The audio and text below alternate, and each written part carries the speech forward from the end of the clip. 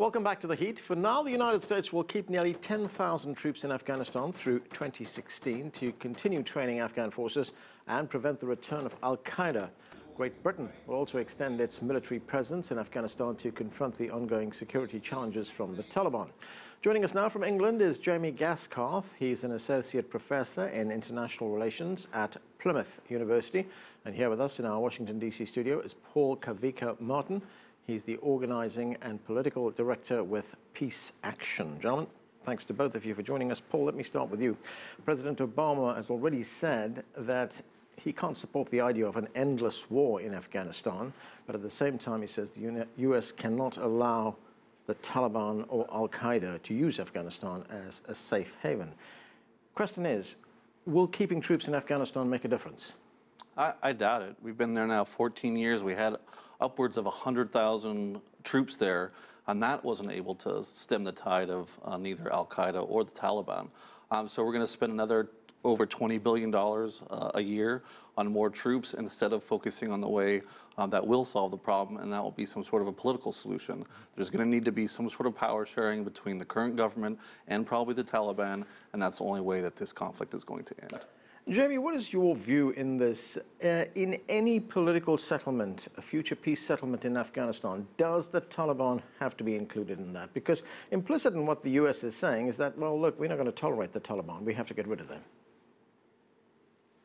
Well, I think you shouldn't confuse the Taliban necessarily with Al-Qaeda. Obviously, they've had links in the past, but the intervention forces have been reasonably successful in pushing Al-Qaeda out of Afghanistan. But the Taliban are an indigenous force to Afghanistan, and they're going to have a future in any political settlement. So the United States will have to accept them, bring them into the talks, and ultimately start talking to them. Well, I mean, they have been talking to them for some time. In fact, there have been attempts to engage the Taliban prior to their seizing power in the 1990s, and then more recently, after they were pushed out in 2001. Yes, certainly they will try and engage with them, but it's very difficult. The politics of Afghanistan is very complex. It's confusing sometimes to just talk about the Taliban because you're partly talking about a Pashtun insurgency, and so it is Pashtun tribes, some of whom support the government, some of whom don't, that you're going to have to engage, as well as Taliban groups. So, Paul, here we have a situation where the United States says that it has two main goals in Afghanistan. One is to prevent the return of Al-Qaeda. The other is to build the Afghan national forces so that they can protect the country. Has there been too much of an emphasis on the military part of this solution and perhaps not too much emphasis on other things like infrastructure development, economic development, upliftment of the community in Afghanistan? I think so. And if you look at the use of drone strikes, the best guess is 9 out of 10 of the people who were killed were the wrong people, only causing actually more bitterness and possibly more recruits for Al-Qaeda. Also work with the military in some areas to try to decrease the likelihood for the Taliban to take over. Didn't work as well. Now the Taliban actually has more reach, is in more parts of the country than it was in 2001. So clearly this huge amount of money, and we're talking $2 to $4 trillion in the long-term costs to the U.S., has not worked in Afghanistan, and we need to try to put more efforts in the diplomatic solution. Right, Jamie, has that been a failure, this kind of effort to win the hearts and minds, as we often hear, of people in the country? The problem is the confused kind of political goals that you're trying to seek. In the early stages of the intervention in 2001, intervention forces were trying to obviously interdict Al-Qaeda, prevent them conducting training camps. They were being hosted by the Taliban at the time, and the intervention was successful in preventing that kind of activity, and there hasn't been an attack, certainly on the UK, since 2001, trained and orchestrated in Afghanistan. But once you start trying to widen your goals to transforming the society in Afghanistan, democratizing it, developing it, then it becomes more difficult, and then military solutions become more and more only one part of the solution, and that you also have to engage in political negotiation as well. Is that where the problem is, Paul, that the United States has not really clearly told us what it plans to do there? You know, is this about nation building or is this about regime change? It's a great question, and it's a question that we should ask our leaders. They say it's clearly about keeping Al-Qaeda out, but if you look, we've put millions of dollars into propping up the government there, a government that unfortunately has many issues with not being above board. They even try to put some money in dealing with the narco issues there, with poppies and poppy growing. All these things, there's just too many issues to deal with at once. When clearly the first goal was to deal with Al-Qaeda. But this has taken 14 years, and the American people are actually certainly tired of it, so we need to try something different. Right, and Paul, do you also find that sometimes there's a kind of ad hoc response to what is happening on the ground? I mean, we just had this announcement by the White House that it's going to be keeping more troops through 2017. That came very shortly after the Taliban occupied for a little while the provincial capital of Kunduz.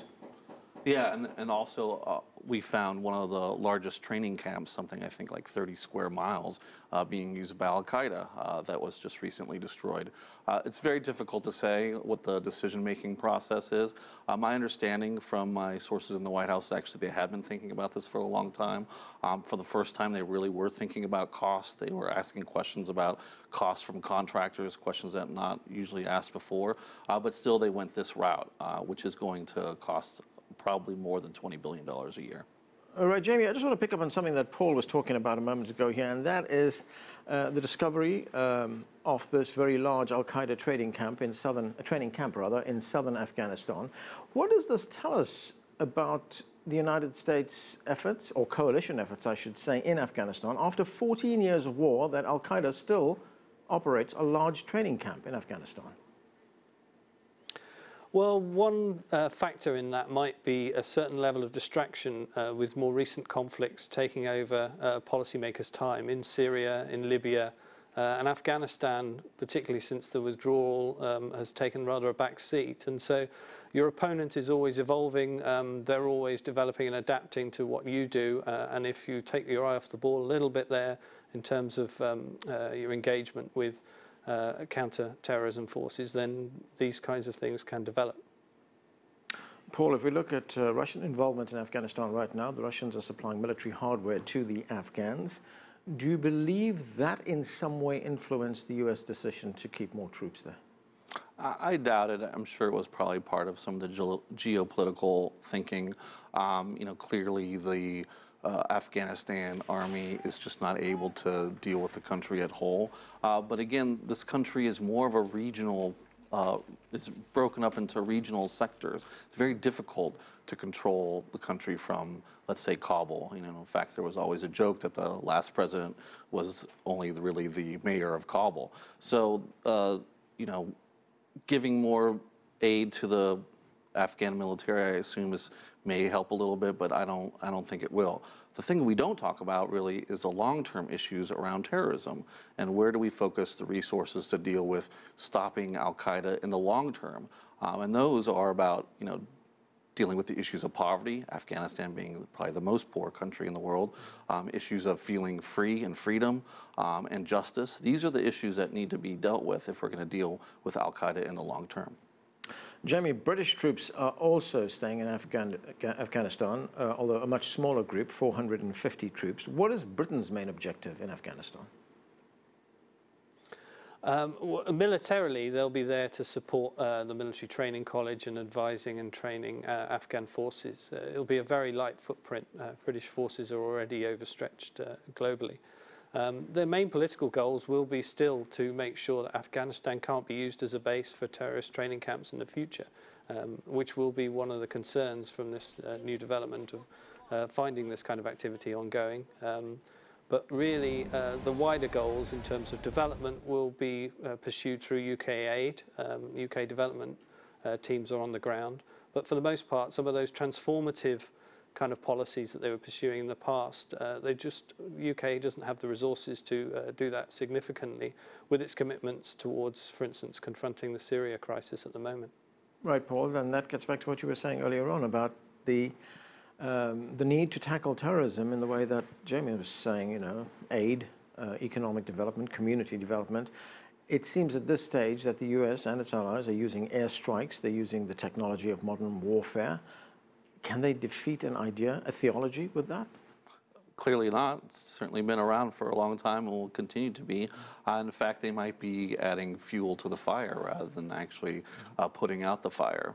It's very unfortunate if you look at now Obama and what his foreign policy legacy is going to be. He came in saying he was going to end the wars in Iraq and in Afghanistan, and when he leaves, he's still going to have troops in Afghanistan and possibly troops in now Syria and Iraq. A poor legacy indeed. Jamie, what about regional efforts to stabilize Afghanistan, to find a lasting peace in that country, and the involvement of countries like Pakistan, like India? I mean, is there potential there? Well, possibly, but Afghanistan in the past has been used by regional powers as a kind of playground to play out their regional rivalries with other adversaries. Pakistan has used Afghanistan as a kind of a location to pursue its rivalries with India, and the Taliban pursued rivalries with Iran and other neighbors as well. So the country's really kind of suffered as a result of inter-regional factional fighting, and so I don't necessarily hold out great hope for the regional powers to actually kind of play a constructive role necessarily. With maybe the exception of China. Reaching out to China, China has a border with Afghanistan. China has a fair amount of economic investments in Afghanistan. It's unclear where they might want to be going now, but I think it would be wise, and I'm guessing that the administration already has been engaging with China in some way and helping with the Afghanistan issue. Well, that's where we're going to have to leave it. Kawika Martin, Jamie Gaskarth, thanks to both of you for joining us.